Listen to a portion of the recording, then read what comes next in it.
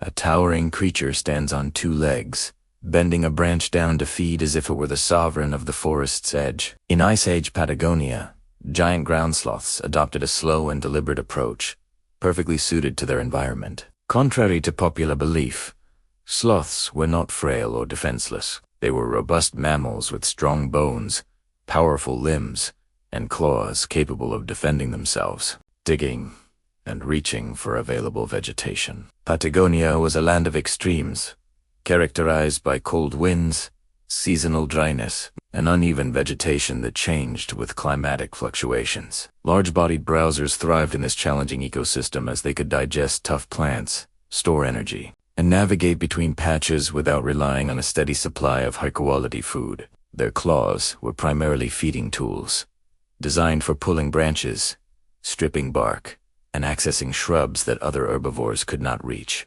Predation was largely a concern for juveniles and weakened adults, while healthy adults were generally costly targets. However, this did not mean they were entirely safe. Water crossings, soft ground, and drought-induced bottlenecks created vulnerable moments for these heavyweights. Later on, humans introduced new dangers, such as hunting and competition, along the same routes that sloths depended on. The notion that extinction occurs suddenly is also misleading. These heavyweights often succumbed to a combination of stress factors: habitat changes, shifts in prey plants, and heightened human pressure. A species can remain stable for thousands of years, only to rapidly decline when circumstances change. Imagine a breezy valley at dawn, where a giant sloth stands calmly against a tree, its claws engaged as it pulls down a branch with ease. There's no urgency.